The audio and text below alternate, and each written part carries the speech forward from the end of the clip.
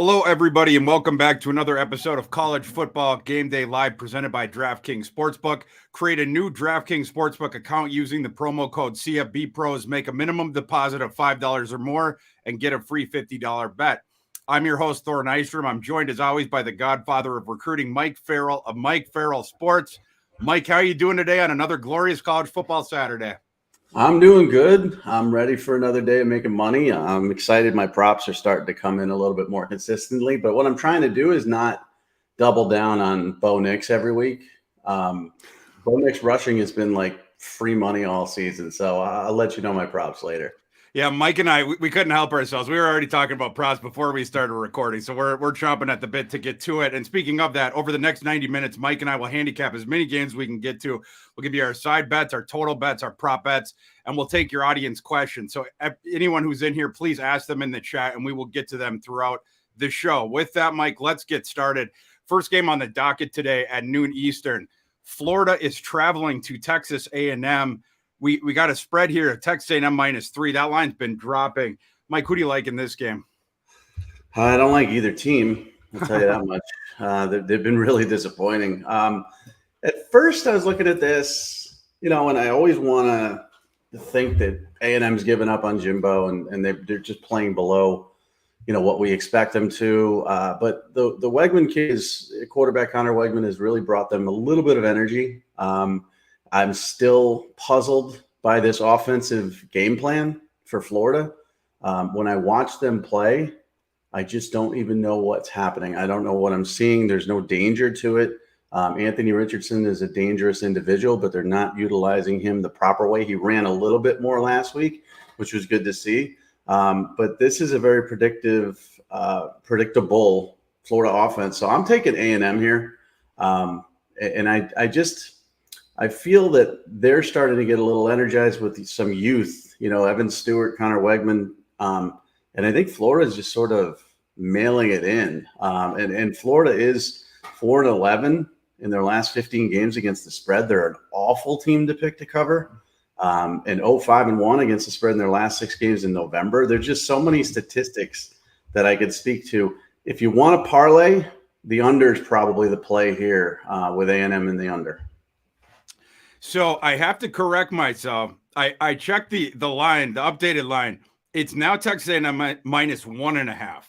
Wow. That line just this morning has gone down 1.5. I think I might have some information as to explain why. I got a text a couple of days ago that there could be a bloodbath of inactives on the A&M side. That line has been coming down. It was what, -4 a couple of days ago, -4.5, like something like that. Then it was 3.5 for several days. Yesterday is when it came down to 3. Now, all of a sudden, we wake up this morning, it's 1.5. I think you're going to see some surprise inactives on the A&M side. I'd heard Weigman is not 1,000% go in this game either. And that we'll see if he can go. I'd heard some rumors about what was going on there. Some people were saying sick. Some people were saying he had a head injury. I'm not sure, but there is a lot of weird, wonky stuff going on the A&M side. I 1,000% would have leaned towards A&M in this spot if I hadn't heard all that stuff. But I'm not surprised based on where this line is going. After hearing that stuff, I got to flip flop to Florida now. After that, I don't know who's starting for A&M today. It could be Weigman. It could be the kid even behind him. Well, I don't even know who that is. We've never seen him before. It would be their QB4 if that's what happens. Because obviously Johnson's out for the season. Haynes King is banged up too. Man, we thought we've seen some bad Jimbo Fisher offenses. If they got to start their QB4 today, it's going to get even worse. I have to flip to Florida based on what I'm hearing with that stuff. But if Florida does indeed win this game, it'll be Texas A&M's first 5-game losing streak since 1980. Man, the Jimbo clamoring might kick up even more next week if that happens. So I'm going to be on. I'm switching my pick to Florida. So Weigman has flu-like symptoms. Okay. So this isn't an injury situation. This is whether he could play or not. This is, I think, the third player at A&M who's missed a game for flu-like symptoms. I wonder if flu-like symptoms are something else. I just don't know. But you do have a bunch of guys also continually on the suspension list. I see what you're saying, but Florida's not exactly healthy either. They're missing some key guys defensively. I think they could have their best wide receiver, well, at least their biggest target, was Shorter out, Zipperer. So they've got some questions too. I'm going to stick with A&M here, but what you're saying is extremely interesting to me, because if Connor Wegman doesn't play, I don't know what's going to happen. I mean, so let's just say hammer the under now even more. If you don't want to take the side, take the under. I like that, and that's probably right. Absolutely the right play in this game. I think the under is it, because even with these 53.5 live, 53.5 live. Okay, and that thing has jumped down by 2.5 points in the last couple of days.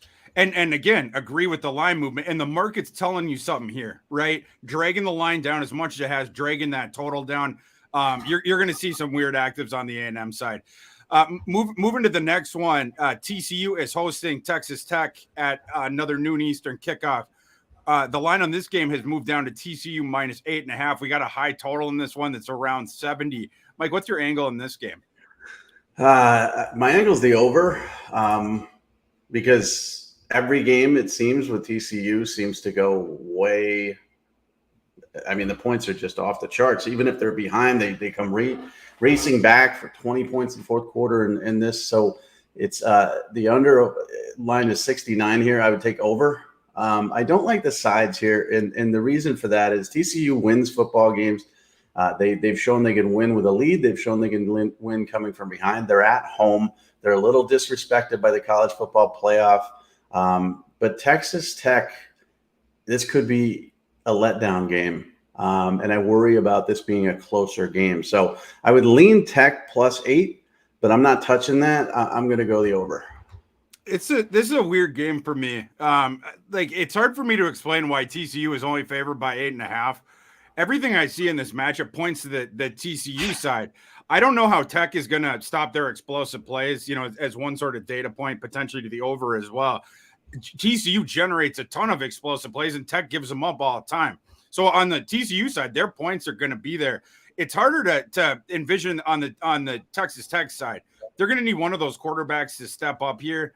It seems like it's going to be Baron Morton again. We've seen all three of them so far this season. Because TCU's defense gives up explosive plays, but TCU's defense has been okay against efficiency. Tech hasn't thrown down the field as much this season. It's been a lot of the short hitting stuff. I would like to see them get more aggressive through the air today. Baron Morton, Mike, we talked about this in the past. He's got a big league arm. He can certainly do it. That's how you exploit this TCU defense. I'd love to see that. We'll see if we do. Yeah, but he's coming off a really bad game. I mean, sure, he looked horrible against Baylor. He looked absolutely horrible. 3 picks. He didn't have a clock in his head. I love these auto plays again. If somebody can, they're coming for you. Well, if somebody can DM me. I'm not very tech savvy, but if there's a way to turn that off, I can't turn off my speakers because I have to listen to Thor. So it happens to me constantly, and there's probably a quick solution for it. But back to Morton, big time kid, big time arm, but coming off a really bad game. I don't know what to expect from Texas Tech defensively. Honestly, I know they give up a lot of plays. I know they're not very good in any defensive category. But for some reason, and I said this every week, I'm expecting a TCU letdown. I've said it for 4 straight weeks now. Yeah. I don't trust them still, and I don't know why. I just don't. But the Max Duggan, I don't know, the Joe Burrow, the Renaissance. The Renaissance. It's been amazing. And at a point, and I'm not comparing him to Joe Burrow, who has set historic records and won the Heisman and all that stuff, but at some point you started to believe that, hey, this isn't going to change for Joe Burrow. And I'm believing this isn't going to change for Duggan. I like their running attack, which is not talked about very much at all. But laying 8, I don't like that. Over, I think this is going to be a high-scoring game, and I believe your adjusted over on this speaks to that. Absolutely. Yeah. My system's on the over for sure. My adjusted total on that game is 78. So we would lean that way for sure. Mike, moving to our next one. And this is going to be the last noon Eastern game we're going to talk about. And then we'll take audience questions if we have any. So anyone in the chat, please ask us questions. We'll get to them here in a second. Maryland at Wisconsin. Wisconsin is favored live now by I gotta check this. Yeah, 4.5. So Wisconsin favored by 4.5 in Camp Randall today. Mike, who do you like in this one? So this is an interesting game that you chose here too, because a lot of people don't really know how efficiently good Maryland's been this season. I mean, they almost beat, or they gave Michigan a lot of trouble. They're 6-2 football team. They're just on the cusp of top 25. They should probably be in the top 25. When Wisconsin's not that Wisconsin that we're used to, they're not going to bully Maryland. They're not going to push them around. That being said, I still like Wisconsin here, simply because Maryland's a horrible against the spread play in Big Ten. They're just awful. They're 3-13. And against the West, they're 0-5 in their last 5 games against the spread. They just don't ever hit the number. So I'm going to take Wisconsin here, even though my initial thought, 10,000-foot view, was Maryland. I think Wisconsin's going to, they could win this game outright. So I am going to be on Maryland in this game. And the big reason why is because Talia Tagovailoa is going to be back. That was something that Loxley said right away during the week. So with Maryland getting him back, you're now able to potentially exploit and probably exploit Wisconsin's biggest team weakness, which is their pass defense. If this was Billy Edwards again in at Maryland, the kid who just scrambles around, then I would not take Maryland. They wouldn't be able to do that because that kid don't throw. But Maryland has such a good receiving core with Tagovailoa back. It unlocks that again. And again, that's the weakness of Wisconsin. Then on the other side, Maryland, their big weakness is their pass defense, but their run defense is pretty decent. That's the thing that's going heads up against this Wisconsin, obviously run-heavy offense. So I'm going to take these points with Maryland.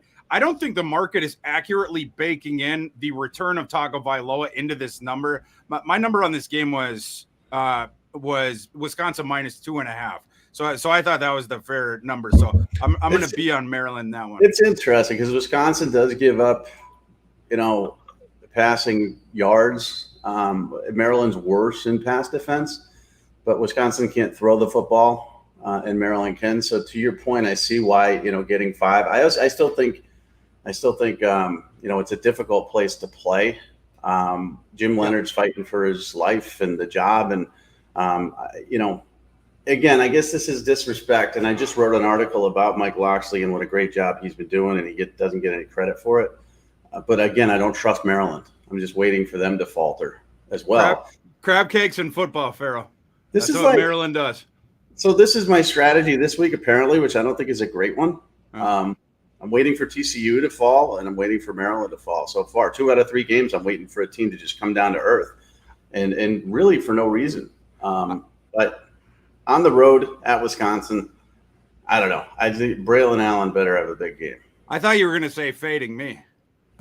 I've been fading you in this week. I'm fading the hell out of you. I mean, everything you're doing, I'm almost opposite on it, especially as we get to, your bias for Kansas. So I'm fading you. Who, me? It's the Farrell fade. As my buddy Chife came up with the Farrell fade, and then he said, "Your pick of the week. The Thor's hammer should be your pick of the week," and you just slam that down as a guaranteed lock. Bet your mortgage on it. The Thor's hammer. That's actually a good reminder because I forgot we were going to give out our favorite bets of the thing at the end of it, and I totally spaced like when we were doing the outro because I always get excited as it gets closer to kickoff. We got to remember. I got to remember to do that this time. Okay, we're going to audience questions here for a second. This is Dylan O'Donnell says, first time in the chat, been listening on Apple Podcasts. You guys are awesome. Go Gators. Go Gators. Go Gators. Especially since I just switched my pick to them. Go Gators. Yeah. The next one, Mike Hughesman asks us, Kentucky and Missouri in a pick'em. Who do you guys like? Mike, do you have any thoughts on that one? I mean, you have to like Kentucky. It's why is it a pick'em? I mean, I know they looked horrible against Tennessee. I know Will Levis looked awful. And did you see Mel Kiper had him as his number 4 overall pick still? Wait, real overall in the whole draft? Not number 4 quarterback, number 4 overall. And I just fell out of my chair. Get out of here. He looked awful. He was locking in on guys. He was leading receivers into like potential injuries. Tennessee's defense, I could throw 300 yards against them. Yeah. He threw 93 yards. But that being said, Chris Rodriguez, the offensive line play has been erratic, but Missouri's not any great shakes at anything. So a Kentucky team that's been up and down this season without Levis, lost a couple, just played horribly. I expect them to bounce back and win this football game. Even lines are great, because you absolutely love it. Kentucky should win this football game on the road. Yeah, this is an interesting one. It's a curiously low line, isn't it? It's curiously low because you would expect Kentucky to be favored by more here. Missouri has been feisty recently, and the one thing that they got a really strong run defense. The rest of that team, take it or leave it, but they can stop the run. Their defensive front is good. I don't know what goes on at that program, no matter who their coaches are, whatever, no matter how good or crappy the team is. Right. They always seem to be good on the defensive front. It's really weird. And always have NFL guys on the defensive front too. Yeah. And it's weird. And they lose some guys out of that area. A lot of the top guys from that area go elsewhere in recruiting, and they still just continue to develop them. I thought over and over. I thought it was, I thought it was Gary, then I thought it was Barry, as far as the coaches doing this, but now it's just a consistent Missouri, and they got some dudes. I mean, yes. I remember watching them against Georgia, they got some physical specimens. That being said, Chris Rodriguez wants you to hit him. He wants you to touch him. He loves yards after contact. He loves, he's just a power runner and just hard to get down after first contact. So I'm just going to lean on him a little bit, despite the run defense that Missouri has. But you're right. They have a great defensive line. Yeah, this is another game where we're talking about this with Levis with the Tennessee one, but this is a game where they need him to play really, really well. Because he stinks. I'm out on him. I might be out too. That Tennessee game was real bad, and contextually, it's even worse. And like during the NFL draft time, I don't know that people will properly bake that in. But your point is so well taken. Tennessee secondary stinks, and it was like Levis got hit a couple times, and then any sense of pressure, he was seeing the ghosts in the pocket, and he was just discombobulated the entire time. I was actually getting texts of like, "Is Will Levis injured? What's going on here? This is really confusing." I don't know. I think he just might be seeing ghosts. I think he stinks. The Tennessee Martin kid threw for 301 yards. I can't even name him. If you put gun to my head, I couldn't name the kid.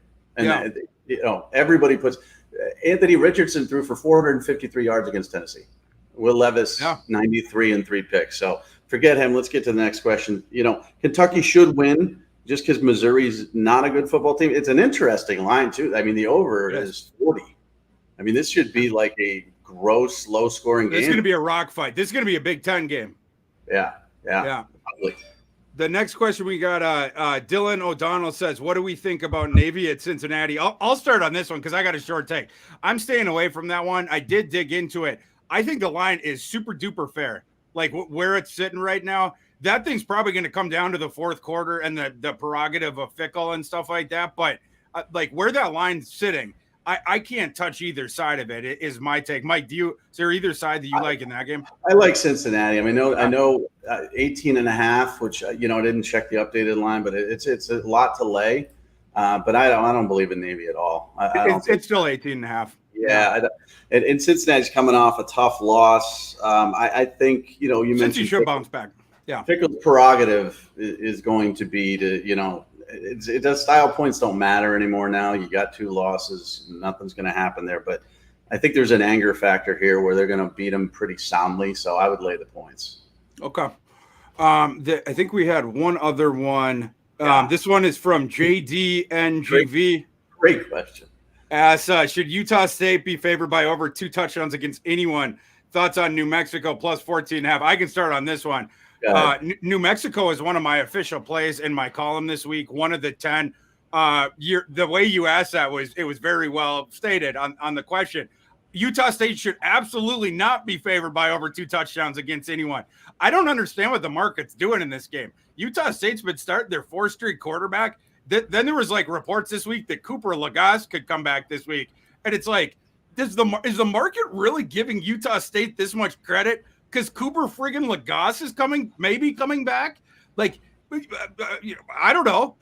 It's hard for me to explain this one. Like, Utah State has been awful this year. New Mexico hadn't been. I mean, New Mexico has been worse for sure. But both these teams are in the bottom 15 of the FBS. New Mexico can do a couple things, They play solid defense, number one, and that's the biggest reason to take them here. But they also run that wonky zone option thing out of the shotgun. They swapped out the quarterbacks. They were going with Miles Kendrick before. They like this other kid more, so they're bringing him in. New Mexico can't throw like at all, but they should be able to pick on a bad Utah State run defense to at least nick them for yards and be able to control the clock and then give their defense a rest. I'm absolutely with you, JD. I'm totally on New Mexico there. Mike, any thoughts? No, I agree with you 100%. Everything you said. Lobo Nation, baby. Now again, they barely scraped out a win against UConn, and UConn has really humbled me as an in-state person. They got 5 wins now, and they beat Boston College, where I said was the lock of the century to take BC laying 7. There's some Weber State is a very good football team. They lost 35-7, but still, Utah State shouldn't be favored against anybody by that many points ever. I don't care who it is. So, I'm with you. We got one last question here before we move on to the later afternoon games. Robert Moore asks us thoughts on the Air Force Army game. I'll start on this one too. I'm on the under because how can you not in these games over the past several years? I'm talking about the service academy games. You'll see folks who have a job like mine who will come out and try to advocate for the over of these games. But if you just keep going under, you keep winning. I'm going to pull up the record because I don't have my column in front of me. I had this stat in there of what the unders are in the service academy games. Mike, as I pull this up, do you happen to have any thoughts about this game? Yeah, I agree with you. I mean, this is going to be an ugly football game. The under is live 40 right now. It's interesting too because, I might play the money line here because Army could win this football game. And it's plus 230, which is a little bit attractive. But I like Army to cover and get 7, but I would think this is going to be probably a 17-14 game at the best. So, Mike, here's the stat. In the last 26 games between service academies, the under, you ready for this, is 23-2-1 against the spread. How can you bet the over of this game? I had to. They're tying my hands. They tied my hands several years ago. I ain't stopping betting these unders until these service academy games start going over. I don't care, because you just keep rolling up the money till you lose one. But I had to go under, so I'm going under. The other thing I'd say is just because that's going into the past. But a stat from this year against top 95 SP plus defenses this year. And both these teams got one, so this is relevant. Army has averaged 17.3 points per game. Air Force has averaged 13.6 points per game. Now they're going up against each other. Obviously, the triple option thing. You're going to have the clock running the entire time. Both these defenses rank in the top 52 of the nation in tackle success rate. So these teams, they're not going to be when they get there, they're going to tackle the kid, and then the clock's going to keep running. So definitely under pounding the under. And I totally agree with Farrell. In this game, you can't lay the whatever it was 7 points with Air Force. You just can't. Hello, you can't do it. You'd have to be on the dog or pass. So we want to thank before we move on to the 2:30 games. We want to thank our title sponsor, DraftKings Sportsbook. Do you want a free $50 bet today? Click on the link below, sign up for a new account, deposit $5, and use the promo code CFB Pros. Support our sponsors. Consider getting in on this today if you don't have a DK account yet. And that link is I think beneath us as well. It's also in the show notes. So check that out and definitely click on and take advantage of it. Mike, moving on to the 3:30 games. Actually, this one is at 3 Eastern. Baylor traveling to Oklahoma in a very interesting Big 12 game. Both these teams have started to play better. So this game, which 3-4 weeks ago did not look attractive at all, now this has become a feisty afternoon game. We have Oklahoma favored by 3.5 points in Norman today. At some books, it's toggled to 3, so you're somewhere in between the 3.5. Mike, who do you like in this game? Yeah, it's 3 now on DraftKings. Which is a horrible number and a very difficult number, especially. What's amazing to me is Oklahoma could finish this season 9-3 after the colossal debacle of games early in the season. They won't, but they could. No, they won't, right? But they could. And with a bowl win, 10 wins, and if you look at this, Brent Venables has a 10-win season in his first year.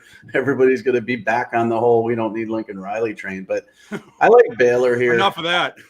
Yeah, I like Baylor, because in this game, you could flip a coin as to who's going to win. So give me the 3 points. And if you want to parlay it, the over is probably the better bet here because the over always seems to come in. Both for Oklahoma and for Baylor. But give me Baylor. They're 12-5 in their last 17 against the spread. They're 5-1 against the spread in their last 6 games against Oklahoma. So I like Baylor here. I worry about Shapen. I do. But I don't worry about Oklahoma's pass defense. So that offsets. Yeah, I was worrying about Shapen earlier in the year.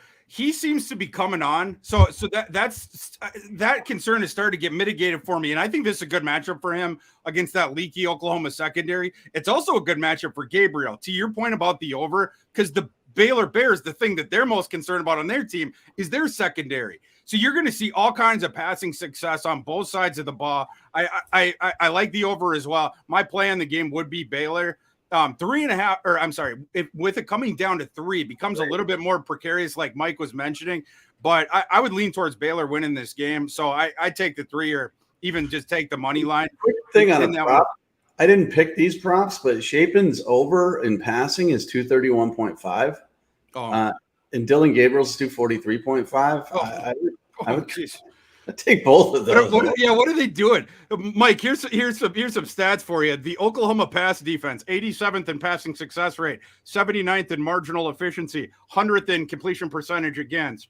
Baylor pass defense, 74th in passing success rate, 74th in marginal efficiency, 120th in air yards per pass. Both these pass defenses stink. Those numbers are wrong. Take the easiest bets in this game are the over on both quarterbacks passing yards. But you could just, that's the higher percentage play. But I would lean Baylor as well, and also the over, because there's going to be fire raining from the sky. Everything is going to be done through the air in this game, and both quarterbacks are going to put up numbers.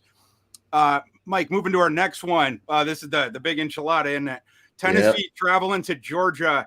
That line is, I think we've gotten it back to 8. Some books it was at 8.5. Let me just check to see if 8.5 draft right now. Some books now it's toggle up to 9. I even see a 9.5 out there. Wow. Okay, so we got some movement on this thing this morning, Mike. But before you say anything, this was a really interesting market game this week because ESPN reported this like a day or two ago. What's the guy? David Purdom, I think, put out a story that said Caesars, as of Thursday, had taken 87% of the money on Tennessee. Other books were showing similar things where the vast majority of cash was coming in on Tennessee. But here was the interesting thing. The books refused to move that line beneath -8 for Georgia. No matter how much money came in on the Tennessee side, they wouldn't do it. They wouldn't even go to 7.5, much less, 7, of course. They wouldn't do it. They stopped it right there. And here's why I think they did. And I said this all week, that I think the books anticipated getting a flood of sharp money on Saturday on Georgia. The sharps knew that the public was going to be on Tennessee. They waited for that line to get down as low as it could, but the books were like, we ain't putting this thing below 8. And indeed, it looks like the money is flooding in on Georgia this morning to switch this line to -9 or -9.5 at some books. Mike, what is your handicap of this game? Who do you like in this monumental tilt? So when you look at this game, the number 1 team in the college football playoff, the team with, the most impressive wins of anybody all season, this line shouldn't be this high, even if it's at home. This should not be an 8.5, 9-point line. I don't know what your adjusted line is. My guess in my head for this line when I thought of it was 4 or 5. I had 7. Georgia -7. So yours is a little bit less dramatic than mine, but I was thinking, okay, somebody knows something. Somebody knows something, but somebody put in an algorithm of some sort of, the defensive matchup for Georgia versus the offense and the wide splits. And they put in some sort of algorithm on, Georgia's power running game, controlling the clock and using Darnell Washington and Brock Bowers in creative ways to keep Tennessee off the field. blah, blah, blah. Somebody knows something. I'm taking Georgia because when I look at this, initially my thought is Tennessee for sure. Nobody can stop them. Nobody has been able to stop that offense. LSU is a top 10 team and they got croaked. Alabama's a top 10 team and they gave up 52 points. But somebody knows something. And that's when I'm going gut feeling on Georgia here. I think they could win this game by 2 touchdowns. Yeah. The again, the line movement on this thing has been really weird. In past games, it's been on the Tennessee side where you could tell the market's bullish. In this one, the heavy hitters, the smart players, the respected money in the market are very clearly behind Georgia. And the books, again, I thought this was so telling that they refused to move that line beneath 8, despite the enormous flood of money coming in on Tennessee. One of the guys had told Purdom that Georgia at that point in the week was the highest exposure the books had on any one side all college football season. But again, like, I think the books were anticipating this crush of money coming in on Georgia. So they were okay sitting at that position. They weren't going to further incentivize it by moving that line down. I thought that was telling. That was the thing that got me off of a Tennessee lean. Because, of course, I leaned Tennessee earlier in the week. Like, how could you not after what you've seen them do over and over and over again? Right? And then plus that, Georgia has these 2 enormous injuries. The new one is the Nolan Smith, their top pass rusher, the outside edge rushing linebacker. He's out for the season with a shoulder injury. And then Jalen Carter, who is a projected potential top 5 overall pick over the summer, he's sort of had like the Jackson Smith and Jigba of interior defensive line seasons where he's been nicked up. He's been out of the lineup. They try to play him like a few snaps, which I don't get why these coaches do this, where it's like, oh, he's only 75%, but we can just play him situationally. It was like what Ohio State did when they rushed back Jackson Smith and Jigba against Toledo. And it's like, why are you trying to play him against Toledo? And then Jackson Smith and Jigba makes the injury worse. And now it's been hard. It's the same. Kirby Smart was trying to play Carter earlier this season. They did give him a couple games off, like Ohio State did with Smith and Jigba. Carter returns in the last game for those situational snaps, but he hasn't been super active in that role yet because he's not 100%. So he is definitely not going to be 100% in this game. And in terms of his productivity, he's not going to be the Jalen Carter that we remember from last season. Because of those different things, it was just surprising to see that line, especially when you know that Tennessee, their big strength on defense, it's that run defense and their defensive front, which you thought could maybe address the Georgia running game and stuff like that. But, you start thinking about it more, and because the market's incentivizing you to sort of look at it the other way, like, sort of what are they seeing? A couple different things. And one of them, the last one, Mike, I'm going to tee you up with because you were already talking about this before the show. But on the defensive side for Georgia, they have really, really good cornerbacks, and they're really good in man coverage. So they can potentially address the awesome Tennessee receivers without delineating more resources to the blitz. That is the key to potentially stopping. I mean, I say potentially because no one's been able to do it yet, but that's the key to potentially slowing down Hendon Hooker. Because then, you have all the resources that you need on both ends of it. So the other thing, and Mike, this is what I wanted to kick it over to you for. Tennessee has struggled against nickels against slots all season long because they don't have good nickel defenders out there. It looks like this should be an awesome matchup for Brock Bowers, the star Georgia tight end. We were talking about this before the show.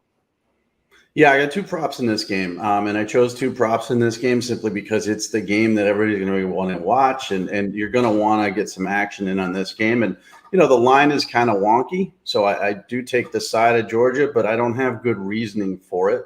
It's a crazy line, but sometimes the reasoning is it's a crazy line. Somebody knows something. So go opposite of what you think. Take Georgia to win by 2 touchdowns. But the props, I think, are a better bet here. And that over under too is like 65. That's low too, but I won't even get into that. This reeks of Georgia and the under. Reeks of it. What was that? Bowers? The number is that? No, the actually over under for the total. The over under. 65, which is, that's low too. But so this reeks of Georgia and the under. But as far as the props go, Bowers is 59.5 on DraftKings. That was as of this morning. Bye. Yeah. So, I'm hitting my Jim Cramer button. Yeah. So it's like, so here's the thing. He's hasn't caught more than 5 passes in a season. I mean, in a game this season, which is insane to think about, right? He's got 31 catches all year long, but he puts up crazy yards with those 5-catch games. He's got over 100 yards 3 times with 5 catches, but he's not being targeted a lot. So then I'm thinking, okay, maybe that's offset by the creative way that they use him in running game. Nope. He's just not getting targeted enough. He will be targeted in this game because, as you said, the middle of that football field is wide open for Tennessee's pass defense is awful. So he's going to be way over the 59.5. That's an easy one. And then I like Brew McCoy, who's kind of this sneaky little number at 49.5 receiving yards because everybody's focused on Jalen Hyatt. Everybody's focused on Cedric Tillman coming back. We know Tennessee does run the ball effectively as well. But they're going to need a big physical guy to move the chains and keep going in their tempo. And I think Brew McCoy just needs 3 catches to reach that 49.5. So those are my 2 props in this game. It's going to be a great game. I'm as a lover of gambling, I'm probably going to have 6 or 7 different plays in this game alone. By the time kickoff gets here, from your lips to God's ears, my official play on this one is going to be the over on Bowers. And Mike, you said it was 58.5, 59.5, something like that. On 59.5, but I think it's rising. I think they're catching on. I think it might be 62.5. Everybody, don't tell anyone. Don't tell anyone. We need to get that number at the right thing. But that's my official play on this game is the over on Bowers. I think this is an awesome matchup for him. And yeah, it's something that Georgia can exploit. So an angle to look at. Mike, on to our next one. And then after this game, we will go back to audience questions. So anyone in the chat right now, ask us questions in the chat about any of the bets you're thinking about today, and we'll get to them in 1 second. Mike, it is the time of the show where we talk about my Kansas Jayhawks. Mm-hmm. Let's go. Man, talking about wonky line movement this week. This line opened at Oklahoma State -6 on Sunday. Like when the circle opened the lines, it had dropped to -2, Oklahoma State -2 by Monday. And now the thing has moved all the way to Kansas -1.5. By the time we get to kickoff in this game, this thing might be pushing up against a field goal. Crazy line movement. Who do you like in this game in Lawrence today, Mike? So I'm going to fade you on this one because I know you like him. I mean, that's pretty obvious. And listen, Oklahoma State's pass defense is honestly should be criminal. There should be arrests made or at least charges pressed. They're awful. They just give up big play after big play after big play, and you can do whatever you want to them in the pass game. I get that. And they just got drubbed, absolutely embarrassed in their last game. Nope. But they play well against Kansas, and you know this. They're 7-0 in their last 7 games against the spread against Kansas, and those spreads have been pretty big. That means they not only cover, but they blow out Kansas consistently. They're 8-1 against the spread in their last 9 games on the road. 4-0 following against the spread loss. I mean, the numbers, just every number that we pulled reeks of Oklahoma State here. So I apologize to you. I'm taking Oklahoma State. Mike Farrell, not so fast, my friend. Those numbers were past Kansas teams. This is a new Kansas Jayhawks squad. Losing streak. And the big thing here is on the Oklahoma State side. Looks like Spencer Sanders is going to be out for this game. Didn't practice all week. Gundy had been trying to play him through the throwing shoulder injury, which had results that were all over the place for a couple weeks. And then, of course, he ends up yanking Sanders at in the third quarter of that game against Kansas State last week, that the lopsided loss. And then it seemed like that was Gundy's like come to Jesus moment. And then he's like, okay, we can't just keep pushing Spencer through this. So he's going to rest in practice. And it seems as though from the start of the week, the market's been telling us that he is not going to play.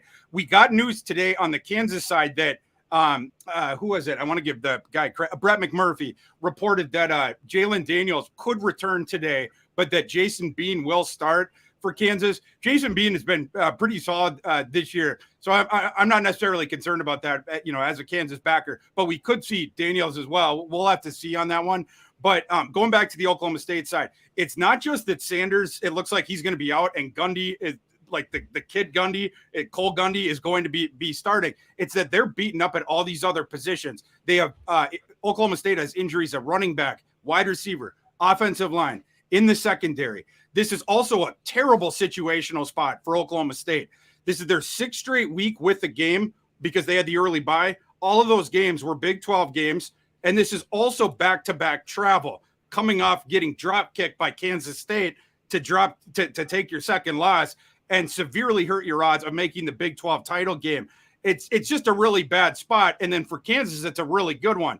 They're coming off of a bye, number one, and number two, and this is the big one. Kansas has been stuck on win number 5 for weeks now. You know, they got out to the 5-0 start. I think they've lost 3 straight since then. You look at their last couple games, Kansas is going to be a far bigger underdog in the rest of their games to close out this season. This is the Jayhawks' best shot to get win number 6 to go bowling. Some programs that wouldn't be as big of a deal at Kansas, as an alum, I can promise you it is there. Kansas has not gone bowling since the year 2009. Mike, that was so long ago. That was the year after I graduated undergrad. That was years and years ago. This is the game where Kansas gets back to bowl season potentially, and that's what I'm calling for them to do. The market is telling us that they're behind the same side as well. I'm going to take the Jayhawks in that one. All right. Mike, well, listen, I'm fading you. This is the Farrell fade. I'm fading you. The Farrell fade express is chugging on through. Mike, we're gonna jump to audience questions here quick. If we got any, okay. Let's see. Dan Shavas asks, any opinions on the Gophers Nebraska game? Mike, do you have any thoughts on the Gophers in Nebraska for Dan? I mean, don't watch it. Dan's going to be watching it. Dan lives in Minnesota. Yeah, I get it. I mean, Minnesota. I think I haven't looked at the live line, but they're favored by 14.5 is the live line. So that thing's toggled down 1.5 since. Yeah, the 2 touchdowns and the hook, I don't like. I mean, Nebraska at home, you have to assume they're going to cover 14.5. Mo Ibrahim's going to run through them, but Minnesota really doesn't scare me as an offensive team. I think it's going to be a low-scoring, ugly game. So give me Nebraska to stay within 14.5. I'm wondering if that if the line movement there, the late line movement, if that's indicative that Casey Thompson is definitely playing. That would be my one thing. I'm trying to look quick here to see if there's been any news about this today. That would be the one thing I would look into is the Casey Thompson, like his status. Because if Casey Thompson doesn't play, Nebraska's up Crabs Creek here. I mean, that's Casey Thompson is the one recourse they have to potentially move the ball and score any points. If they don't have him, it's going to be like when Minnesota played Rutgers, right? Like, and you know, it's like, oh, you know, Rutgers has a good run defense, so maybe they can, you know, sort of muck the game up and stay within a big number. No, Rutgers didn't score a point. That's what it's going to be for Nebraska if Thompson isn't playing. So he's not playing. He's on the field. He's not going through a warm up, so he's not playing. Oh wow, okay. I still think they can cover 14.5. I mean, you're the Purdy. I don't understand that line movement. If the Purdy's going to be up here, the Smothers slander here, it's a bit offensive. I mean, those are great quarterbacks. Yeah. Okay. I'll take your word for it. I would lean Minnesota there. I'm that line movement surprising with the status of Thompson, but something to keep in mind. Let's see. Mike Huseman asked us. He said, "Hi, my name is Mike, and I'm addicted to Clay Helton. What do you guys think about the Eagles going to South Alabama plus 3.5 today?" Mike Farrell, do you believe in the continued renaissance of Clay Helton? Nope. You're out on Clay? Nope. And Mike, listen, you have a problem. You need to see somebody about it. Clay Helton addiction will only get you one place, and that's rock bottom. No, I'm not in on that at all. Yeah, the my line on that game is let's see here, is I got South Alabama minus 1.4. So my system would point at Georgia Southern. I can't trust it as much as that though. So it was a stay away for me. Yeah, it's a 3.5 point line. Yeah. South Alabama favored by 3.5 on the road. So your adjusted line says, go Clay Helton, but yeah, that's never been said out loud and finished well. No, it sure hasn't. Although credit to Clay this year. This has been incredible. We have so many. I tweeted about this last night. We have so many incredible year one coaching jobs going on right now of these guys that took over no hope situations and immediately sort of turned them around. Jim Mora, Mike McIntyre, Clay Helton. I'm probably omitting a couple, but we've had some just stunning sort of immediate turnarounds at these craters. JMU beat Nebraska. I mean, congrats. He's the nicest man ever, too. But I'm not going to put legitimate money that I've earned on him. Yeah, the huge matchup in this game is obviously the Georgia Southern air raid offense, which it's crazy that Helton is throwing the ball at a higher percentage than even Mississippi State with the triple option roster he took over. But that's what's happening. But that air raid is going up against a South Alabama pass defense that ranks number 7 in the nation in passing success rate, number 16 in marginal efficiency. The one thing that the South Alabama pass defense struggles at, it's giving up explosive plays through the air. The Jaguars rank 124th in that. But here's the thing.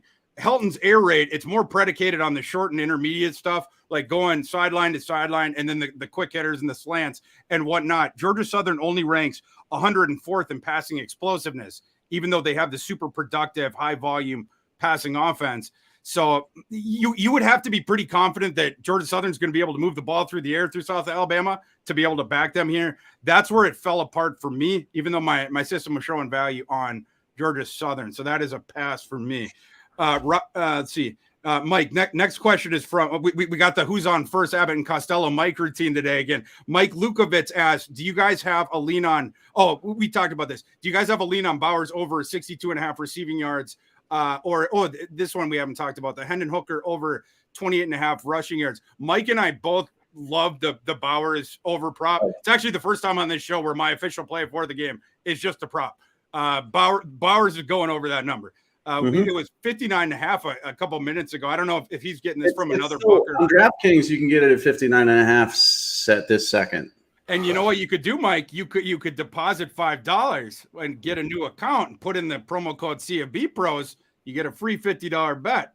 And then hammer that $50 on Brock Bowers, make your money. It's a free bet, right? And Mike Farrell and I both like that Brock Bowers over. I don't like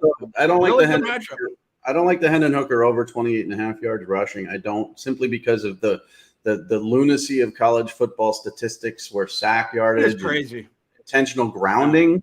Like, come on, you can't punish a quarterback for this, that, and the other because of these ridiculousness. Like, the guy rushed for X amount of yards and then you're going to punish him. No, but he's not going to rush for over that 28.5. So I wouldn't take the under either, because quarterback plays have to be perfect. You know, like, we find a low number on Bo Nix and we know we're going to hammer that. But and Jaden Daniels, by the way, is one of my props. We'll get to that and when we get to LSU, Alabama. But it's very scary to do, simply because of the way they punish you with the negative yardage.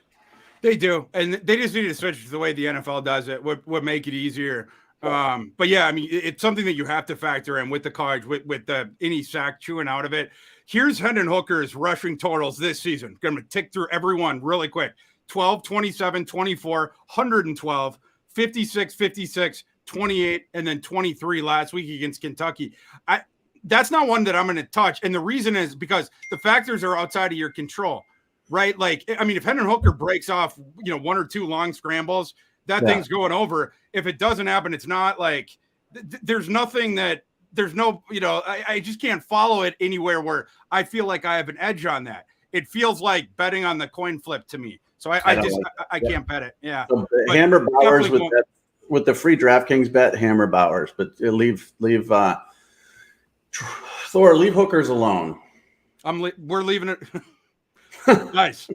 Took me a second. Nice. Thank you. Let's see that. Okay. Robert Moore asks us, do you think Kansas State is a good money line play against Texas? I believe we're going to talk about this one in 1 second. So yeah.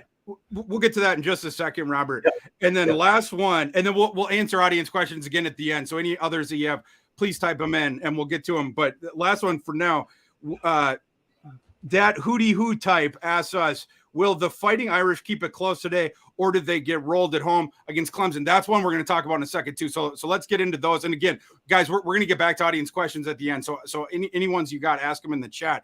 Mike, our next game, moving to the evening games now. Alabama traveling to LSU, going into Baton Rouge. We got a Saturday night game, 7:00 kickoff here. Who do you like in this big SEC tilt?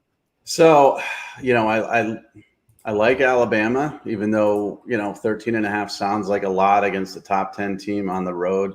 But you got to be able to stop the run to beat Bama, and you got to be able to, I believe, run the ball. Everybody talks about 52 points Tennessee put up, all the passing, 5 touchdown passes to high, but they were able to run the ball effectively. And I just don't think LSU has a running back. I mean, one of my props here is my favorite prop this week by far, and I just mentioned how dangerous it is to take quarterbacks, is Jaden Daniels. The number of rushing yards is 38.5.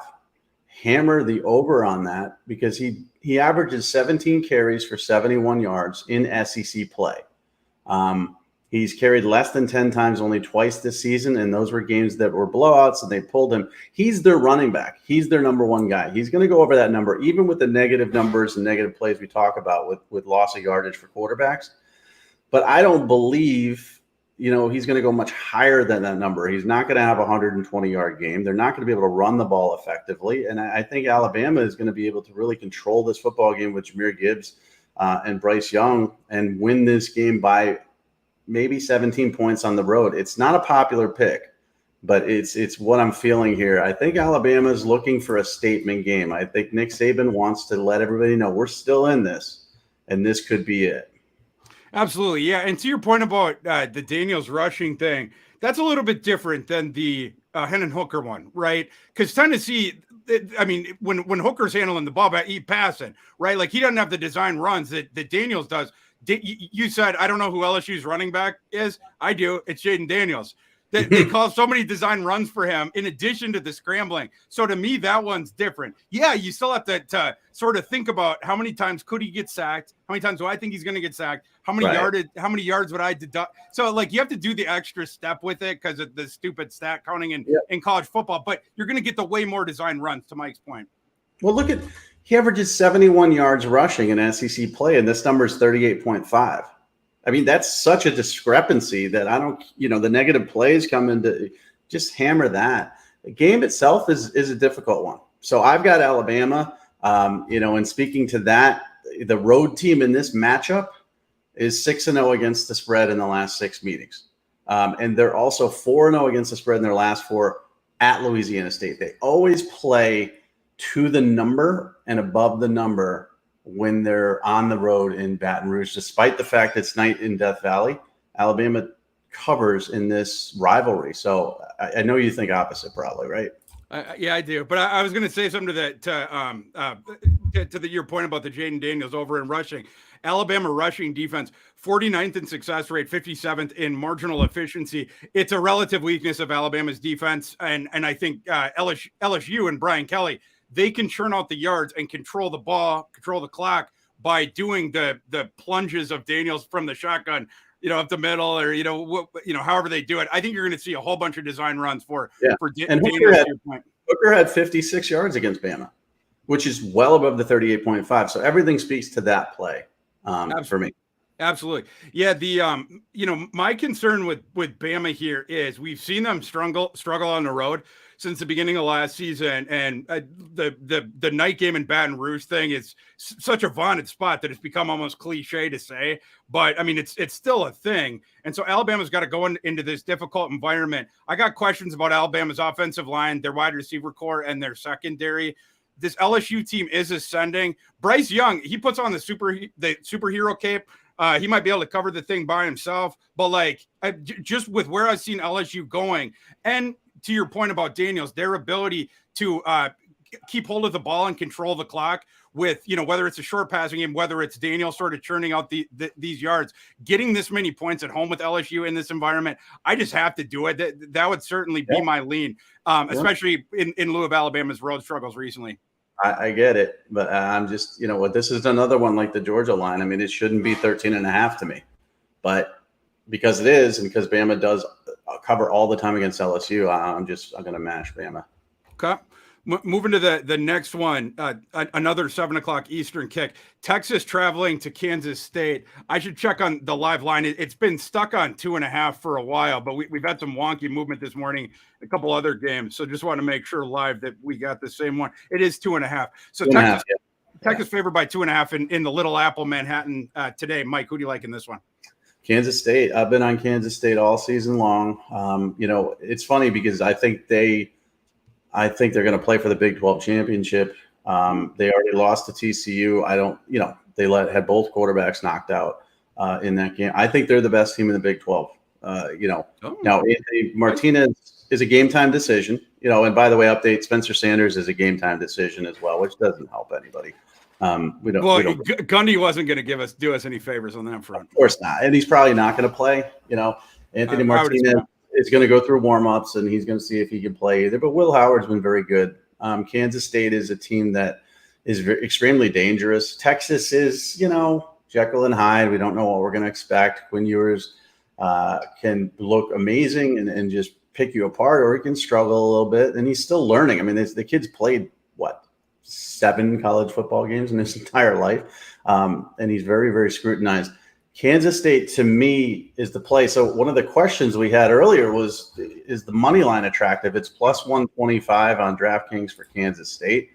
I think it's attractive because, again, when you get a number that close, obviously, you would expect if you're going to take Kansas State, they could win the football game. So, Texas doesn't match up well against Kansas State.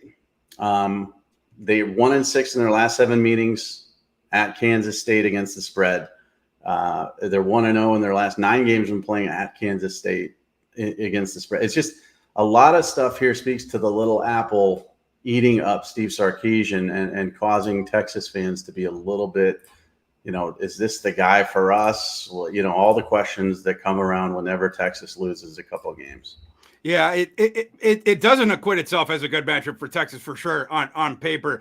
I was leaning hard towards Kansas State earlier in the week, was hoping to get better status report about Adrian Martinez and the linebacker, what's the kid, Daniel Green for Kansas State, especially, obviously with Martinez being the quarterback, but on the other side with Daniel Green, the one thing you're thinking about here for Kansas State is, can they not shut down Bijan Robinson? Nobody's shutting down Bijan Robinson, but can they slow him enough, right? And if your linebacker core is without its best linebacker, that's going to make that job a lot tougher. And if Bijan starts running wild, then the whole passing game is going to open up with the spacing as well.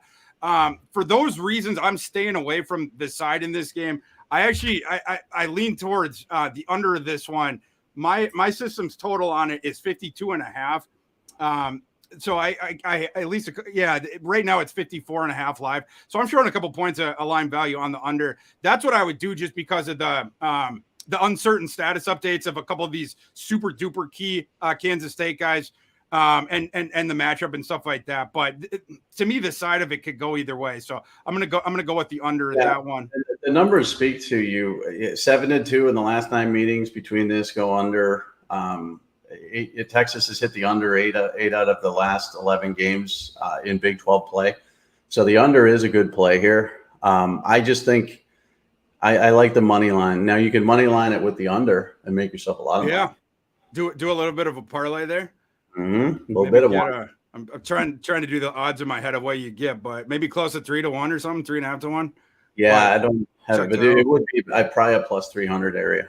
Yeah, something to think about. Mike, moving to our next one. This is a 7:30 kick. We're going to get to see if the dead cat bounce it continues to be alive and well with Auburn traveling to Mississippi State. Auburn, of course, coming off the firing of Brian Harsin on Monday, the long-awaited firing of Brian Harsin. We finally got it. But the teams that have fired their coaches, I'll get to this when I'm talking, but they have done really well the week after they fired them. Mike, do you expect Auburn to have the bounce-back performance off of firing Harsin, or do you think they're going to get smoked by the Pirate and Mike Leach here? I think they're going to get smoked. And again, to your point, teams have played well. I know you're going to point to, Georgia Tech and – you can't start shooting down my argument before I've gotten a shot to state it. I can. Because, remember Nebraska came out and scored on the first drive and then just got throttled by a bad Oklahoma team, and Arizona State didn't play that well after. So there are examples of this happening. And I think Auburn players are going to be like, oh, this is great. We finally have some sort of, clarity, because this indecision since the Georgia game, everybody's known he's been fired. He's a dead man walking in the building. So now they got Cadillac. and they're going to play for him. But it's still Auburn. They're still not a good football team. Mississippi State is hard to gauge. You don't know. You could get Mike Leach, putting up 60 points, or he could have a stinker and put up 7 points. It's just very difficult to gauge. But I do not believe in Auburn whatsoever. I just don't. I think that boost they're going to get maybe lasts a drive. I think this is an extremely dysfunctional locker room, and I think it's going to be a big rebuilding job for whoever takes that over, because there's just honestly, defensively, there's some talent, but offensively, Tank's going to be gone. There's not a lot here next year for someone to take over. So give me Mississippi State in this one. I like the over as well, but Mississippi State on the side. All right, Mike, you ready? You ready for the case for? Give me the yeah. So, obviously Auburn they're 1-5 in their last 6. That's what led up to Harsin getting fired. And their only win, it was against that game in overtime against Missouri that they, by the way, absolutely should not have won that game. Yeah. They got lucky to win the only one of them. So I don't trust Auburn either, as far as I can throw them. I want to state that first. I'm just going to lay out the facts, though. So here's Nebraska, Arizona State, Georgia Tech, Wisconsin, Colorado, and Charlotte. Those 6 teams are what these following stats are for. Before firing their head coach, those 6 schools were 6-22 against the spread prior to firing their head coaches. The week after they fired the head coach, those 6 teams were 4-2 against the spread with 3 outright upsets as 14.5 points or more underdogs.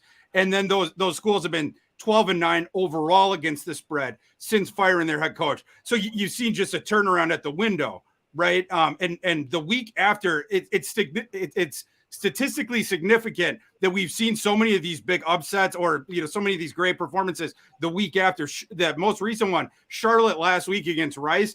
The week after they fired Will Healy, I backed Charlotte only because of the dead cat bounce, and of course they rose up. They actually smoked Rice. They controlled that game from the very beginning and spanked Rice after Charlotte had been getting beat silly the rest of the season before that. I'm going with Auburn here to get that dead cat bounce, to get the team coming out fired up. It was not fun for any of those kids there with Harsin. Harsin should have been fired over the summer, probably. It was like one of those just terribly awful marriages. The parents are fighting and the boosters are trying to get Harsin out, and the school can't fire him for cause they know, but over then, and they let him go into this season, to be fair. And it had just gotten really bad and really toxic. Everybody knew he was going to be fired. Finally ripped that Band-Aid off. I think this is going to be a little bit of a new day for this team, at least. You maybe see a better performance there. I also think Auburn matches up pretty well on the field in terms of their best thing as a team. By far is Auburn's pass defense. Auburn's run defense is not very good, and obviously their offense isn't very good either. Their pass defense is legit. I think they're going to be able to go across the formation with Mississippi State, that the spread offense in that air raid with the 4 receivers out there. Auburn matches up across there better than most teams that Mississippi State has run up against. I think Auburn can address the passing game there. And Mississippi State has not looked good recently. They had the awesome start at the beginning of the season, going 5-1, but they've since lost 2 straight. I like Auburn to at least stay within this number, maybe give Mississippi State a scare. Our next one, Mike. Yep. Our next one, moving to Clemson, traveling to Notre Dame this evening. We got a line on this one of it's still at 3.5 at most books. At a couple books, it's Clemson -4. So somewhere between there. Mike, who do you like in this game? I like I like Clemson. I do. Everything points to Notre Dame here. Notre Dame's 6-0 against the spread in their last 6 ACC games, 11-0 against the spread in their last 11 games in November. They're just they just cover. They're a good cover team, and it's 3.5. So you got the hook there. But I just can't see this being a close football game. I just can't. I think Clemson's feeling a little disrespect, a little quiet disrespect, being number 4, when they could make an argument with 3 top 25 wins that they could be higher. I think, they need style points, and they feel they need style points. Now, of course, they just need to win the ACC and go undefeated, and they're in the playoff. But I think they have a little chip on their shoulder here. Notre Dame's been playing better. but it's a team that I don't trust. So everything says Notre Dame, but I'm going to go Clemson because I think they're just a better football team, better roster. I like the way they're using Will Shipley. Their defensive line is nasty. Notre Dame's going to have trouble even with a big physical running back like Estime running the football, and they're certainly going to have trouble, in my opinion, passing the football. So give me Clemson in this one. Yeah, because you were mentioning the things, sort of where the market's at or what we're being told about this game. Because of that stuff, I'm on Notre Dame. The market data in this game switched my adjusted line down all the way to pick 'em. So for me, it's Notre Dame or pass in this game just because of what the market's telling us. Clemson, their front seven, I've been so disappointed with it this year. And I mean, it's not all their fault because, they've had injuries or kids have missed games for other reasons, stuff like that. But right now, Clemson, their rushing defense, number 7, they rank 76th in rushing success rate. They rank number 72nd in marginal efficiency, 107 in opportunity rate. These were not numbers we were expecting to associate with Clemson's run defense, and their secondary has improved over as we've gone along. But they were really struggling at the beginning of the season. If you're ever going to get the best performance of the season from Notre Dame, it would seem to be in this game. It should be electric in South Bend tonight. I have to lean towards Notre Dame getting the 4 points or whatever. That's where I would lean. It's not a big play for me. It certainly didn't make an official play, but because of what I'm being told from the market, that's where I got to go in this one. I like the over, honestly, more than a side here. I mean, that 43.5 number it seems very low to me. So, if I were going to play this, and this isn't a live play for me at all, I would take the over, honestly. I do think they'll get to that number. But the 3.5 and the hook, it's a tough line. But to your point, this has been a defensive line that's finally together. Okay, finally together. They haven't been together most of the season, and there's so much talent there that I just think we're going to see that against Notre Dame. And listen, I'm not afraid of Notre Dame's passing game at all. I'm going to stuff that box and say, I'm not going to let you run. You're going to have to beat me with the pass, and I don't think they could do it. Yeah, and we'll see. One point to the Clemson thing. Clemson's 15-7 against the spread as a road favorite since the start of the 2018 season. So they've been a little bit different than Alabama in that regard, but I'm still going to be leaning towards Notre Dame. Mike, our next one, game, 8 o'clock Eastern kick, kind of a wonky kick time, but 8 o'clock Eastern and a wonky game, frankly. Wake Forest traveling to NC State. I had to put this on the sheet because both these teams are ranked. Doesn't feel like a game between ranked teams, but we had to talk about it. Wake Forest is favored by 4.5 points, I think, in this game live. Mike, who do you like in this one? It's funny because I think they just took the 3 ACC teams, Syracuse, Wake, and NC State, and just said, let's dump them at the end of the top 25. So it is a top 25 matchup in prime time, which is kind of odd. To me, I like Wake Forest in this. NC State without Leary, they're a cold team against the spread. They're 0-5 in their last 5 games against the spread. They don't seem to cover the number. And Wake Forest, I think, is also a hot team against the spread. I mean, they're 4-1 in their last 5 against NC State against the spread and 4-1 overall in their last 5 games. So when you look at those numbers now, again, of course, you look at player personnel, you look at matchups, and you look at all that stuff. And of course, you want to look at who's at home and the home field advantage and Wake giving points on the road. And the 3 line, I think it's 3. Is it 3 line? Yeah, it's a bad line, but Wake Forest going to win this game by a touchdown. So I'm taking Wake Forest. Wow, so that's another one that's toggled down here a little bit. So I got to correct myself. Yeah, it's 3.5 at a decent amount of books and 3 at the others. 3 at DraftKings, yeah. Well, it looks like it's 3 at the majority of them now.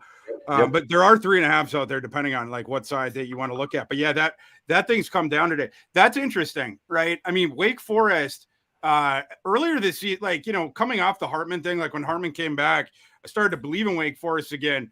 Last week, Sam Hartman had the worst quarter of football I may have ever seen in that third quarter against Louisville. Oh my God. Every time I looked up, Louisville defender was running a pick 6 the other way. I think they had 8 turnovers in that game, 8 total turnovers. Yeah, dude, I was sweating the over.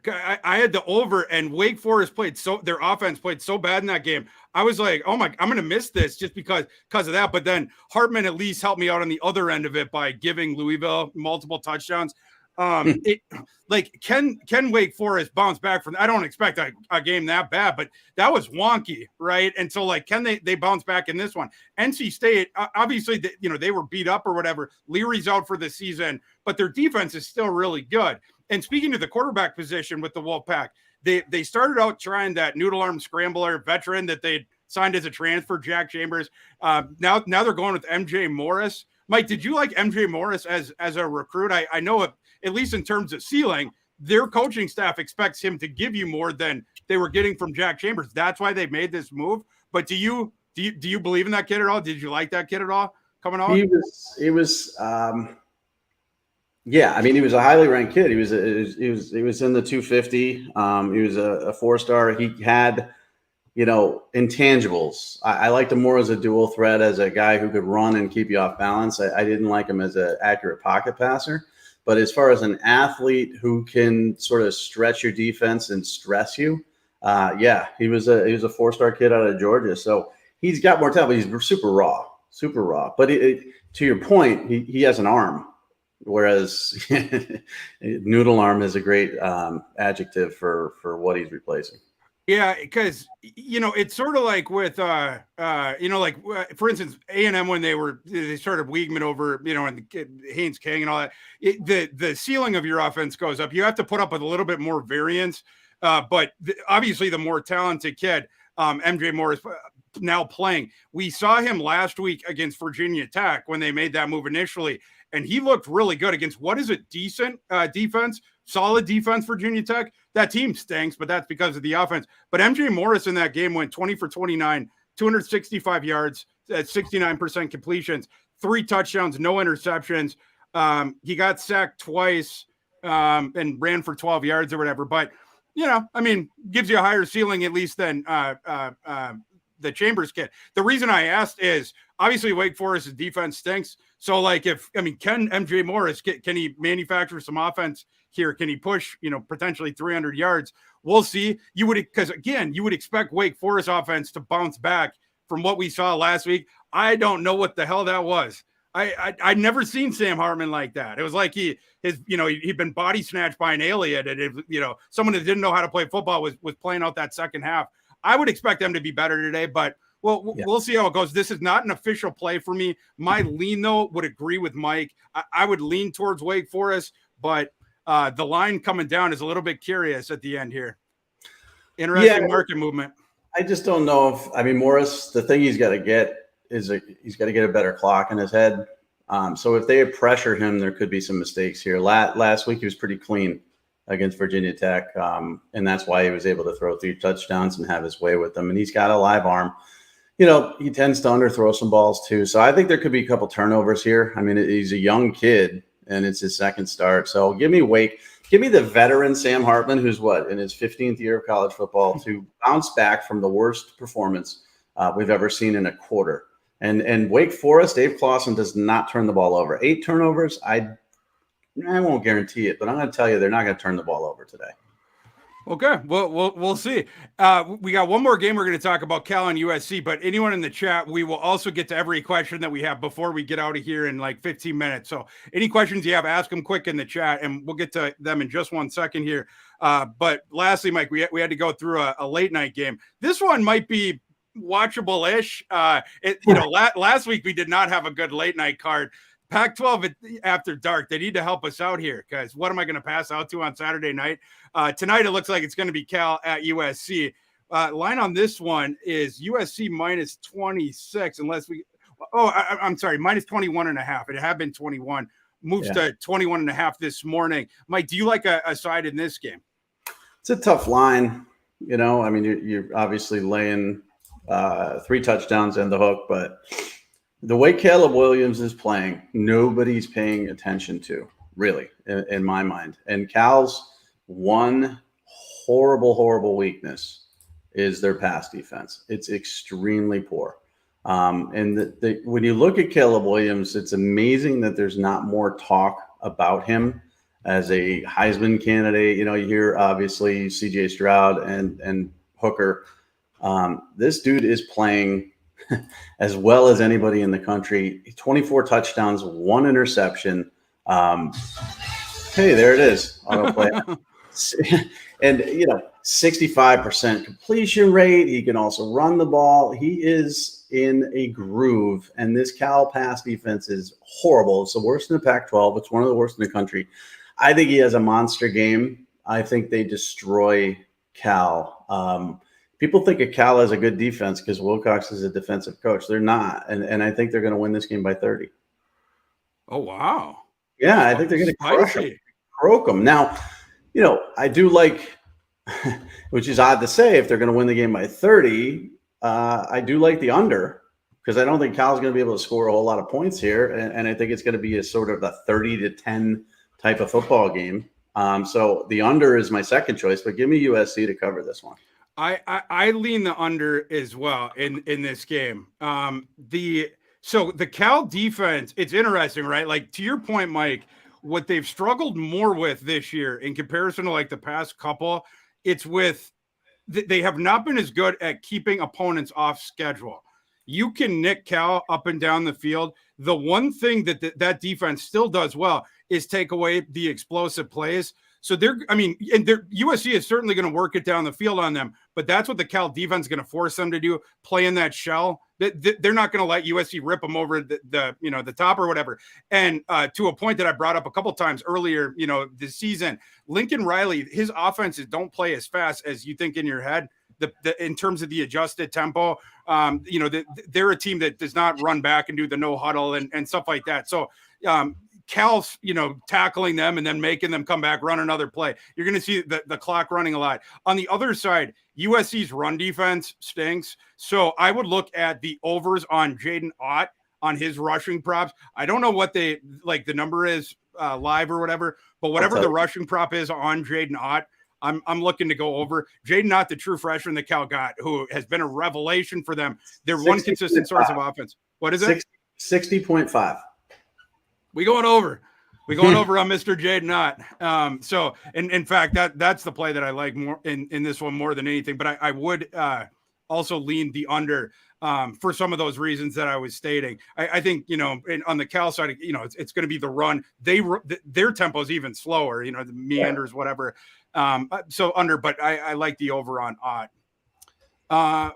We have some questions here at the very end, and anyone else that has them until we're done here in about 10, 12 minutes, we'll answer any questions you guys have. So ask them in the chat really quick if you got any more.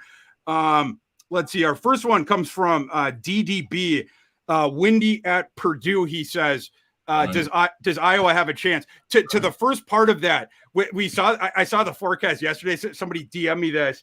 The forecast at West Lafayette today they had to do what do you call it? Wind advisory. Like they had to send out like a thing because the wind gusts are going to be so high. I should check what it is live, but like it was like the wind was insane. Hold on, I got to pull up the weather. You think that's going to affect that Iowa passing game? What Iowa passing game? I made the joke in one of my threads of like as if the under needed any help. Let's see if we got the wind one. Let's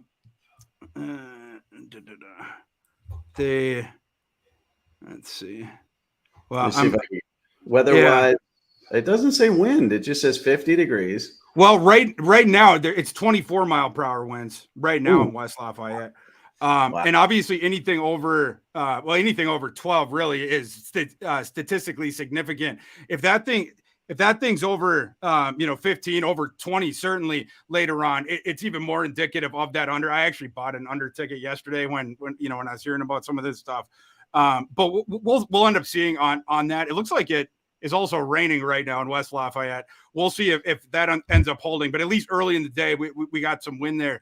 And it looks like it's through, at least the forecast I'm looking at, it looks like it's going to be 20 plus until 3, and at 3 p.m. it says it's 24 miles per hour, and then it's still at 19 at later on, whatever. So anyhow, another thing that's indicative of the under in this game, I think the thing that you're wondering about is could it derail the Purdue passing offense anymore, right? And keep this one super duper close. It's an under game for me. That's the side I'm on. I don't know that I could trust Iowa in this spot, but the weather is playing in Iowa's factor because that's the kind of game they want to play. Is no points on the board. Let's flip a coin at the end of it.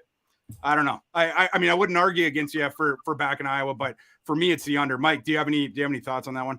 I don't like the side or the over under. I lean towards the under, but I like a prop here because this is the Charlie Jones revenge tour, and it's going to strike. It's going to hurt you a little bit. I know. I'm gonna cry. Yeah, he's 91.5 as the receiving yards, which is a little bit high, but it's also a plus 100, which is very rare for a prop. Especially when it's just an over/under in receiving yards. Usually it's minus 115, so you got to sort of pay the big to bet. You can get plus 100, 91.5. He went 132 against Nebraska, 105 against Wisconsin. His last two games, he's coming off a bye week. He had a dip in targets mid-season. They've recalibrated this offense and realized they need to get the ball in his hands. He's going to have 10 or 11 catches. To your point, the wind and the rain is actually only going to help this because it's going to be a lot of short passes to Charlie, and Charlie's going to show Iowa what he could have done in their offense if they decided that they wanted to play offensive football, which they did not. So take Charlie Jones over 91.5 receiving yards against Iowa. I don't like the side or the over/under. Okay, moving to I'm not addressing the Charlie Jones. It hurts me in my heart too much. I get it. Okay, so Mike Huseman asked us about Houston traveling to SMU plus 3.5 for SMU, for Houston plus 3.5. Do you guys like a side in that one? I should check really quick to see if that line is still in that range right there. Yeah, it's 3 at some books. SMU minus 3 at some books. Yeah. SMU minus 3.5 at others. Mike, do you have any thoughts on this one? I don't trust Houston whatsoever. I don't trust Houston either. Yeah, give me SMU at home. Even laying 3.5, I never like a hook on a 3 or a 7 or a 14 or 21, but give me SMU here. You remember when we first talked about doing this show and we were going to do every FBS football game? Yeah, that's what I wanted to do. I think the one person who would probably stick with us is Mike. I think we'd have 1,000%. You would. Well, listen, we would have one viewer at the end as we go through these horrible football games. I mean, this is a battle of underachieving football teams to me. It's a battle of underachieving quarterbacks to me, and I just like SMU because I don't trust Houston. So SMU's 100%. Are they going to have Mordecai? Or no? It's because with Preston Stone out. That'd be the one thing for me is I'd want to know about the status there. I'm going to tell you right now. Yeah, I'm trying to find it. Obviously Mordecai's coming off the concussion, but Preston Stone filling in for Mordecai I think he broken his collarbone or something. So he's out. Yeah, broken collarbone. Mordecai is probable. Okay. Well, then you're fine. I don't think. I mean, not that that's a great help. I mean, I thought Mordecai would play better. I thought Clayton Tune would play better. I think this is just two football teams that really had an opportunity to be good this year, who both are very average. Yeah. So give me the home team in this average matchup. Yeah, both these teams are sell for me, but with Mordecai coming back, I trust SMU way more than I do Houston. Houston's one of those teams that for me this year, I'm only looking to fade them. This is a little bit of a harder one, but again, if Mordecai is going to play, for sure, I'm leaning SMU's way. Next one, Mike. This one comes from Robert Moore. Hawaii has been treating me well with the cover the past few weeks. Will they continue that against Fresno State? Let's get an updated line on that one. The Bulldogs are up to minus 27.5. Mike, who do you like at that one? Are you taking the points with the Island Boys, or are you going with Fresno State? I was wrong. We'd have two viewers, and one would be Robert as well, because this is making your living betting on Hawaii to cover. People love dumpster diving, Mike. Yeah, they do, and it's a scary way to live. But it's the only way to live. 27.5. I mean, Hawaii is just an abysmally bad football team in every facet of life and football. They beat Nevada and they beat Duquesne, but that doesn't count. but they've been hanging close with teams. Now hanging close with Colorado State, that's a barf bucket of a game. But hanging close with Wyoming a little bit better. So yeah, I would take Hawaii if you're going to give me 27.5 in this game, just because they're starting to lose in a less embarrassing fashion. For sure. Yeah. And Haener being back, it might, or not, it might. And Fresno State's going to throw the ball more. The relative, I'm not going to call it a strength, but like Hawaii's pass defense is better than their run defense. So Fresno State throwing the ball more in this game is not necessarily advantageous for them. Because they could mercilessly pick on the Hawaii run defense. It's going to come down to how many points can Hawaii generate, obviously. But with how sort of the relative uptick in Hawaii's play in recent weeks, you had the close. This is just since coming off the bye. The last 4 games, they had the 2-point loss against San Diego. I'm talking about Hawaii. Lost by 2 to San Diego State was a decent showing. They beat Nevada by 15, like Mike was just telling us. And then you had the couple other close ones recently. The losses, but very close to Colorado State and then Wyoming. I don't know, 27.5 just feels like a lot. It's a stay away for me for sure. But if I had to bet one, I guess I'd probably lean towards Hawaii. Next question. And we only got a couple minutes. So if you got any more, let us know, guys. 2K asked us any parlay that you guys are favoring in today's slate. Well, I love parlaying the underdog money lines is my deal. Let me see if I can pull up the live odds right now of those money lines. Mike, do you have any off the top of your head while I'm looking for the? So you can't really parlay props, but you can parlay. So some interesting, if you really want to be aggressive, you could take Georgia. You could take the under in that game. You could parlay that with Bama, and be aggressive in that respect with a three-way play. And all of those speak against what's supposed to happen. I mean, Tennessee's supposed to cover. This game's supposed to go over. Bama's supposed to, not be able to cover by 14 because it's at Death Valley. I like that parlay because it flies in the face of everything and all the sharp money that's coming in. And sometimes a 3-play parlay against sharp money is the way to win. So that would be the parlay that I would take. And then I just, I wouldn't go big, but if I did go big, I'd be in complete degen mode watching both of those games because I think those numbers are all going to be close. You're not going to skate your way to a free, easy parlay this weekend. I just don't see one. So I'm gonna go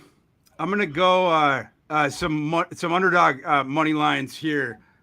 Here's my parlay. I'm gonna take the Florida money line at plus 105. Mention all the potential inactives on A&M. Take the Temple money line. We haven't talked about the Temple game, but I wanted to go dumpster diving on that one. Temple should not be an underdog in that game, Mike. They shouldn't be. They should not be plus 143. Jeff Scott's about to break through there, man. Temple's run D is going to shut them down, Mike. So I'm putting Temple money line in there. I'm going to put the over the Baylor Oklahoma game in there. I'm going to put the Kansas money line in there at minus 113, and then I'm going to toss two of the big favorite money lines in just to try to juice it up a little bit more. I'm going to go the USC money line at minus 2,000 and the San Jose State money line at minus 3,000. That gives us 6 teams. If you bet $25 on it, you win 465.54. That's my parlay. Wow, I like that. Yeah, I like it. I mean, there's 100% chance it's not going to come in, but I like it. How dare you? How dare you? I mean, okay. Look, how many 6-team parlays come in? Some. Yeah, I know. That's why we gamble every week because the one you hit, every year on a 6-teamer brings you it brings you back. So I do like that. I got extra money to play with this week because Maction's been treating me well. JD asked, speaking of dead cat bounces, can Charlotte keep it within 15 at home after last week's destruction of Rice? I'm not backing Charlotte in that spot. I stuck my hand in the cookie jar. I got my money from Charlotte. I don't think I can do it the second straight week. Mike, do you have any thoughts about their game against WKU? No, I don't like Charlotte either. I mean, you got your boost on the coaching change there, but no, I wouldn't touch that game with a 10-foot pole. I do have an interesting bet for you though here. Yeah. You could bet $1,000 $1,000 on Oregon money line, and you could win $6.66. Wow. Okay. I'm going to bet $1,000 of your dollars on the Oregon money line. It's a minus 15,000 money line. That's absolutely ridiculous. But to the guy's question, I wouldn't take WKU either. For me, it would probably be Charlotte or pass, but for me, it's definitely pass. So, and getting quick through these other ones, DDB says Purdue passing, not Iowa. Petros is terrible. Yeah, it hurts my heart, but yes, he is. And then Mike Huseman asks us, it's not a question. He says, Farrell is correct. I'd be the skeleton meme or Pablo Escobar in the empty pool by the end of the show, hearing your takes on Charlotte and New Mexico State. Well, I mean, what's wrong with that? What's wrong with who would sponsor a dumpster dive show? Would it be like Waste Management or something? That's a good call. We should do a pod where we just talk about the 10 worst games of the week, and then sponsored by Waste Management. Waste Management, if you're listening to this, call us up. We're available for the dumpster dive show. Mike, I think natural fit, honestly. Absolutely. And on that note, guys, we are out of time for another week of College Football Game Day Live. We want to thank our title sponsor one more time, DraftKings Sportsbook. Take advantage of their special offer today. Be sure to use the promo code CFB Pros when you sign up for your DK Sportsbook account today. As long as you deposit $5 or more, they give you a free $50 bet. Mike Farrell and I hope that we have given you enough angles that you can potentially use that $50 and amplify it up. Yeah. I got one more prop for you. Yeah, please do. People use your $50 bet on this. Well, yeah, and this is a plus 600, so it's very risky. Oh, okay, like it. But Chase Brown over 0.5 receiving touchdown. So here's a little number I pulled. Chase Brown's the number one Illinois running back, is the number one rusher in the country. He's only scored on the ground 5 times. He's scored in the air 3 times. And Michigan State's missing half their team because of the tunnel incident. They stink on defense regardless. He's going to run, but all of those running props for Chase Brown were high and negatives. And then I saw this little gem, plus 600. It's worth it. It's risky, very risky, but it's juicy. Plus 600, Chase Brown catching a touchdown pass today against a depleted Michigan State team. If that comes in, I'm going to ask for a raise. I like that one, Mike. I'm definitely betting that one. Michigan State, their worst thing is their pass defense. So, I mean, maybe, and stacking the box near the goal line, maybe he gets up there. I'm with flare out in the flat. I'm 600, and the guys caught 3. Like Braylon Allen was a plus 1,000 earlier this season for a receiving touchdown. He's never caught a pass, right? Chase Brown catches passes, and he scores through the air 3 times. It just seems like a juicy one for me. So take your DraftKings deposit, put $50 on it, and if you win, I don't know, send me a gift. Yeah, raise it up, multiply that thing. So take advantage of that offer today. Link was in the show notes. For Mike Farrell, I'm Thor Nystrom. Thanks again for joining us, everybody, on another week of College Football Game Day Live. Good luck today on your bets, and enjoy your college football Saturday. We'll see you next week.